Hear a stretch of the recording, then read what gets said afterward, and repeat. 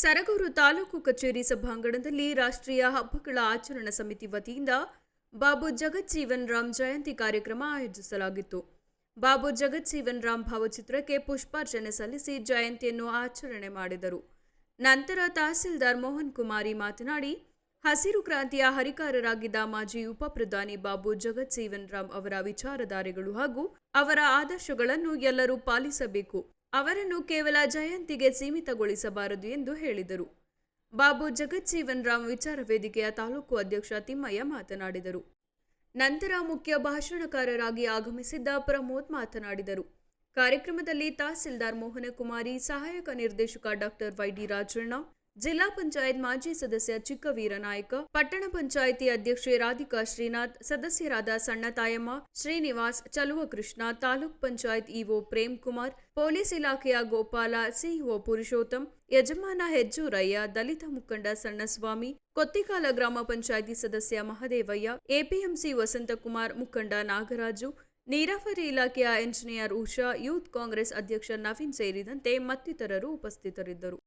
ಅವರ ಶೈಕ್ಷಣಿಕ ಚಟುವಟಿಕೆಗಳ ನಡುವೆ ಶೋಷಿತ ವರ್ಗಗಳ ದಮನಿಯಂತೆ ಅವರು ಅಲ್ಲಿ ವಿದ್ಯಾರ್ಥಿಗಳನ್ನ ಸಂಘಟಿಸಿ ಪ್ರಾರಂಭ ಮಾಡ್ತಾರೆ. ಅವರ ಪ್ರಥಮ ಸಂಘಟನೆ ವಿದ್ಯಾರ್ಥಿಗಳನ್ನ ಸಂಘಟಿಸಲಿಕ್ಕೆ ಪ್ರಾರಂಭ ಮಾಡ್ತಾರೆ. ಜೊತೆಗೆ ಹಲವಾರು ಏನು ಶೋಷಿತರ ಪರವಾದಂತಹ ಹೋರಾಟಗಳಲ್ಲಿ ಅವರು ಪಾಲ್ಗೊಳ್ಳಿಕ್ಕೆ ಪ್ರಾರಂಭ ಮಾಡ್ತಾರೆ. ಉತ್ತಮವಾದಂತಹ ವಿದ್ಯಾಭ್ಯಾಸ ನಡೆಯುತ್ತೆ ಅಲ್ಲಿ. ಆದ್ರೆ ಅವರು ಮತ್ತೆ ಒಂದಷ್ಟು ಏನು ಮೆಟ್ರಿಕ್ಯುಲೇಷನ್ ಪಾಸ್ ಆಗುತ್ತೆ ಬನಾರಸ್ ಹಿಂದೂ ವಿಶ್ವವಿದ್ಯಾನಿಲಯದಲ್ಲಿ. ಮುಂದಿನ ವಿದ್ಯಾಭ್ಯಾಸಕ್ಕೆ ಅವರು ಕಲ್ಕತ್ತಾ ಯೂನಿವರ್ಸಿಟಿಗೆ ಅಲ್ಲಿಂದ ಶಿಫ್ಟ್ ಆಗ್ತಾರೆ. ಕಲ್ಕತ್ತಾ ಯೂನಿವರ್ಸಿಟಿಯಲ್ಲಿ ತಮ್ಮ ಉನ್ನತ ಮಟ್ಟದ ವಿದ್ಯಾಭ್ಯಾಸವನ್ನ ಮಾಡ್ತಾರೆ. ಅವರು ಬೇಸಿಕಲಿ ಮಾಡಿರ್ತಕ್ಕಂಥದ್ದು BSc ಅನ್ನು ಓದಿ, ಯಾಕೆ ನಾವು ಅವ್ರನ್ನ ಹಸಿರು ಕ್ರಾಂತಿಯ ಅಧಿಕಾರ ಅಂತ ಕರಿತೀವಿ ಅಂತಂದ್ರೆ, ಅವ್ರು ಓದಿದ್ದು BSc. ಅವರಿಗೆ ಸಸ್ಯಗಳ ಬಗ್ಗೆ ಅಗಾಧವಾದಂತಹ ಒಂದು ಜ್ಞಾನ ಇತ್ತು, ವಿಜ್ಞಾನದ ಬಗ್ಗೆ ಅಗಾಧವಂತಹ ಜ್ಞಾನ ಇತ್ತು. ಹಾಗಾಗಿ ಅವರು ಹಸಿರು ಕ್ರಾಂತಿಯನ್ನ ಮಾಡಲಿಕ್ಕೆ ಆ ಪ್ರೇರಣೆ ಅವರ ವಿದ್ಯಾಭ್ಯಾಸ. ಮುಂದೆ 1935ರಲ್ಲಿ ಅವರು ಪ್ರಪ್ರಥಮ ಬಾರಿಗೆ ಅಖಿಲ ಭಾರತ ಶೋಷಿತ ವರ್ಗಗಳ ಲೀಗ್ ಅನ್ನ ಪ್ರಾರಂಭ ಮಾಡ್ತಾರೆ. ಅಲ್ಲಿಂದ ಅವರ ದೊಡ್ಡ ಮಟ್ಟದ ರಾಜಕೀಯ ಹೋರಾಟಗಳು ಪ್ರಾರಂಭ ಆಗುತ್ತೆ. ಅಧಿಕಾರವನ್ನ ವಹಿಸಿಕೊಂಡಂತ ಮಹಾನ್ ವ್ಯಕ್ತಿ ಅವರು. ಹೊರದೇಶದಿಂದ ಕೆಂಪು ಜೋಳವನ್ನು ತಂದು ಜನಗಳಿಗೆ ಹಂಚಿ ಆ ಬಡತನ ರೇಖೆಯನ್ನ ಹೋಗ್ಲಾಡ್ತಂಥವರು. ಜೊತೆಗೆ ನಮ್ಮಲ್ಲಿ ಏನು ಸ್ಥಳೀಯವಾದ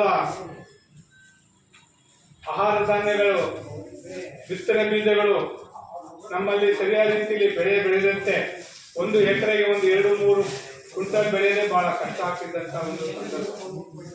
ನಮ್ಮ ಈ ಸ್ಥಳೀಯವಾದಂಥ ಆಹಾರ ಧಾನ್ಯಗಳು, ಆವಾಗ ಆಹಾರ ಧಾನ್ಯದ ಕೊರತೆಗಳನ್ನ ನೀಗಿಸಬೇಕು ಅಂತಂದ್ರೆ ಅವರು ಇಡೀ ದೇಶಾದ್ಯಂತ ಕೃಷಿ ತಜ್ಞರನ್ನ, ಒಳ್ಳೊಳ್ಳೆ ಕೃಷಿ ತಜ್ಞರನ್ನ ಕರೆದು ಸಭೆ ನಡೆಸಿ ನಮ್ಮ ದೇಶಕ್ಕೆ, ನಮ್ಮ ಜನಾಂಗಕ್ಕೆ ಯಾವ ರೀತಿ ಆ ಒಂದು ಬಿತ್ತನೆ ಬೀಜಗಳು ಎಲ್ಲೆಲ್ಲಿಗೆ ನಾವು ಹಾಕಿದ್ರೆ ಒಳ್ಳೆ ಇಳುವರಿ ಕೊಡುತ್ತೆ ಅನ್ನೋದನ್ನೆಲ್ಲ ಪರಿಚಯಿಸಿ ಕೃಷಿ ಅಧಿಕಾರಿಗಳಿಗೆ ಸಾಕಷ್ಟು ರೀತಿಯಲ್ಲಿ ಅವರ ತರಬೇತಿಯನ್ನು ಕೊಟ್ಟು ಈ ದೇಶದ ಏನು ಆಹಾರ ಧಾನ್ಯ ದರಿದ್ರ ಇತ್ತೋ ಆ ದರಿದ್ರವನ್ನು ಹೋಗಲಾಡಿಸಿ ಇವತ್ತು ಈ ದೇಶದಲ್ಲಿ ತಿನ್ನಬಾರದಂತ ಅನ್ನವನ್ನ ಸಿಕ್ಕುವಂತ ಮಾಡಿದಂಥ ಮಹಾನ್ ಚೇತನ ಅಧಿಕಾರ ಉಪ ಪ್ರಧಾನಮಂತ್ರಿಗಳು ಡಾಕ್ಟರ್ ಬಾಬು ಜಗಜೀವನ್ ರಾಮ್ ಅವರು.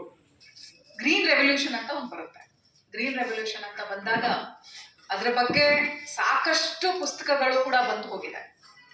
ಆ ಎಲ್ಲ ಪುಸ್ತಕದಲ್ಲೇನು ನಮ್ಮ ಸನ್ಮಾನ್ಯ ಬಾಬು ಜಗಜೀವನ್ ರಾಮ್ ಅವರನ್ನು ನೆನೆದೇ ಇರುವಂತ ಪುಸ್ತಕ ಇಲ್ಲ ಅಂತ ನಾನು ಕೇಳಬೇಕಾಗ್ತದೆ.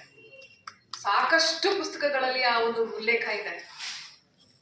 ತುಂಬಾ ಚೆನ್ನಾಗಿ ಹೇಳಿದ್ರು ಪ್ರಮೋದ್ರವರು.